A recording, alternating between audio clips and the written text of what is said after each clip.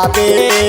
बेसहारा की लाठी बन गई अंधा रास्ता दिखावे। बेसहारा की लाठी बन गई अंधा रास्ता दिखावे। पानी पियावे प्यासाला भूखेला भोजन करावे। बेसहारा की लाठी बन गई अंधा रास्ता दिखावे। बेसहारा की लाठी बन गई अंधा रास्ता दिखावे।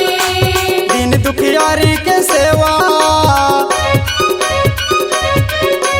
दिन दुखियारी के सेवा करे ले बेथोर कुन। गावत हो सतनाम भजन ध्यान लगा के सुन। जीवन सफल हो जाएगा भैया ध्यान लगा के सुन।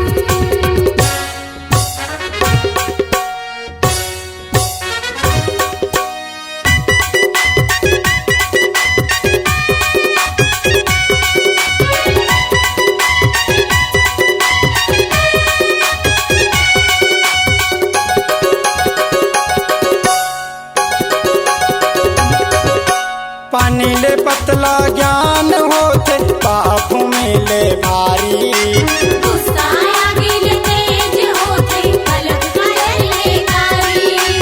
गुस्सा आगिल तेज होते पलक कर ले गारी। पानी ले पतला ज्ञान होते पाप मिले भारी। गुस्सा आगिल तेज होते पलक कर ले गारी। गुस्सा आगिल तेज होते पलक कर ले गारी।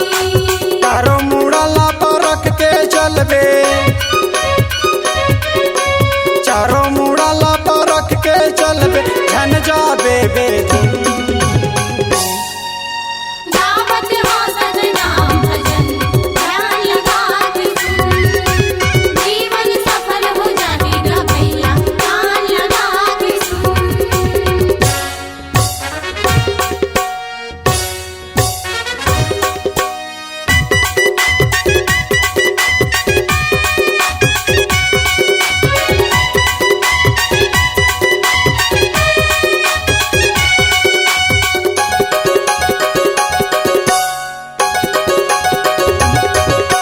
आँखी में देखबे सुघर चीज कान में सही ल सुनबे।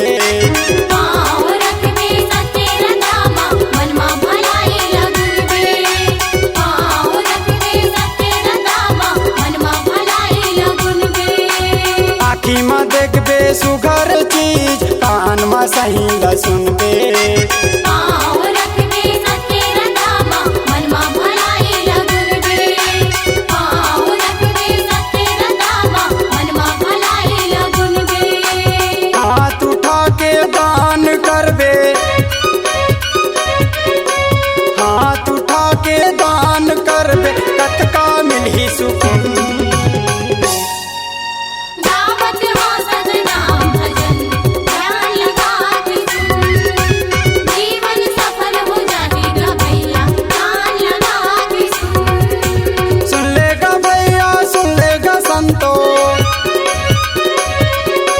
सुन लेगा भैया सुन लेगा संतो गुरु बाबा के गुण, गुरु घासी के गुण। गावत हो सतनाम भजन ध्यान लगा के सुन। जीवन सफल हो जाएगा भैया ध्यान लगा के सुन। गावत हो सतनाम भजन ध्यान लगा के सुन। जीवन सफल हो जाएगा भैया ध्यान लगा के सुन।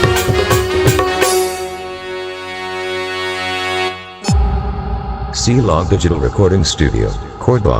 Contact number 99071192115.